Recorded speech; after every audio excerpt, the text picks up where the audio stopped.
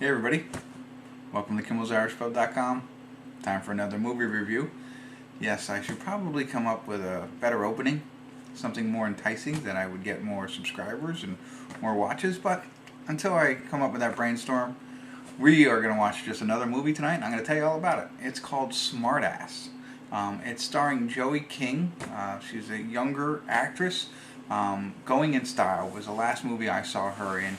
She plays the granddaughter of Michael Caine's character. So she's a pretty good actress, I think. I think she's cute, and I like the attitude that she has in all of her characters. I think she was also in Batman Dark Knight Rises, and some other movies, but you know who I mean when you see her. Anyway, more about the movie. She's the only actress I know in the movie, but she evidently gets out of jail. She plays a 15-year-old girl who gets out of jail. I don't know, 15 juvie, but jail. That's the synopsis. So we'll see what's really going on. But she gets out of jail, and then she has to decide if she wants to live in Murder City, which I think is like LA or something like that, or become a runaway. So she's caught in between that world. I don't know much about it, very little, but we will start watching it, and I will let you know. IMDb, 5 stars, not too promising, and Rotten Tomatoes the users gave it a 67% fresh. Nothing from critics. So who knows what we're in for tonight, but I'm going to check in a little bit, give you a better idea what this movie's about, and hopefully either tell you to watch it or not watch it. So stick around. I'll be back in a bit. Hey everybody, time for a quick check-in. We're watching Smartass. We're at the 58-minute and 9-second mark. So there's only 32 minutes left in the film. I'll elaborate a little bit more on the plot of the movie. So she is a runaway initially from believe the East Coast. There's a time difference. She does call her parents at one point, forgets about the time difference.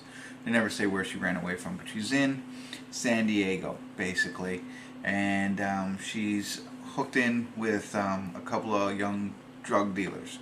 They go to Los Angeles to obtain some drugs, and in the meantime, while hanging out, she takes one of the needles from one of her friends and puts it in her pocket.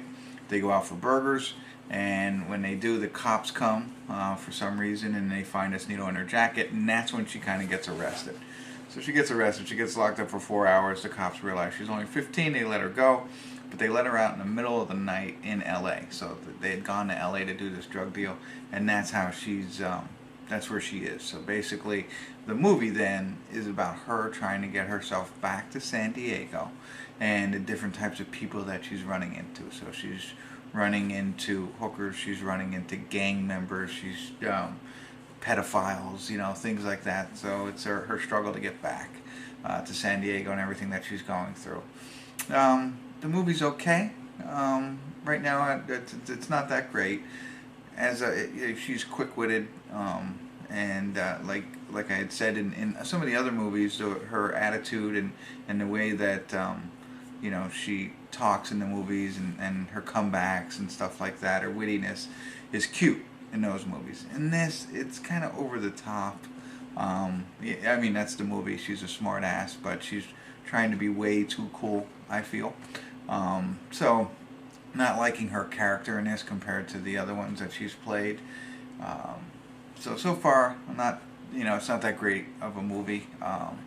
But like I said, 32 minutes left, and if you've watched my reviews before, this has happened in the past where it's going one way and it completely flips on its side and it becomes a great movie. But I don't have that high expectations, so I wanted to check in quick and let you know how it's going. I'll see you at the credits.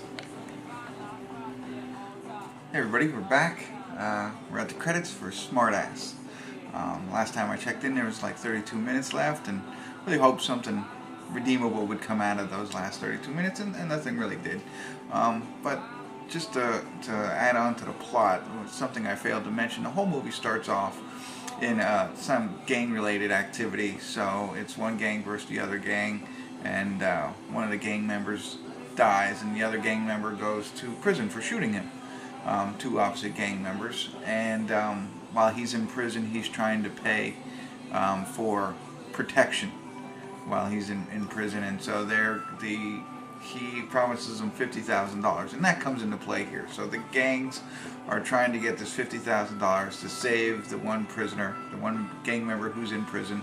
The other gang's trying to stop that from happening so he won't be protected. And that plays a role throughout the movie and adds a little bit to the plot line, which is, you know, I think I've seen stuff like that before. One other interesting fact, real quick, is that this is somewhat based on a true story.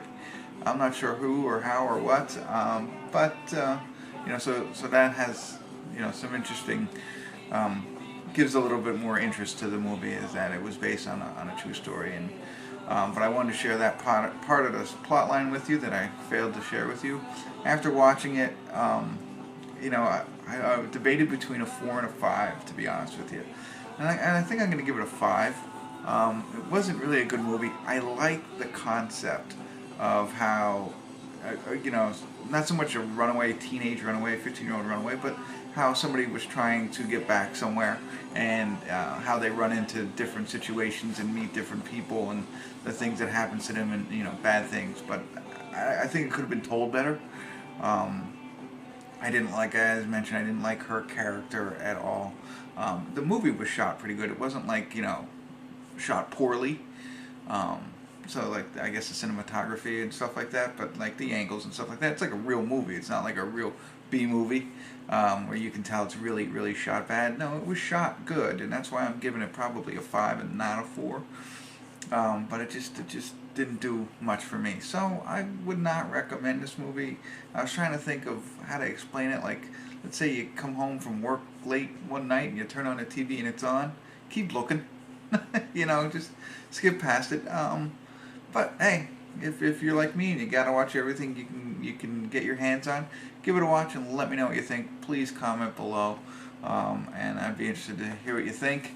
But or if you've already seen this movie and you've made the mistake that I did by watching it, let me know what you think. Maybe you enjoyed it and I missed something in it. I'd love to hear what you think. But thanks for sticking along this long. If you made it all the way to the end, I appreciate it. Thanks for watching Kimmel'sIrishPub.com.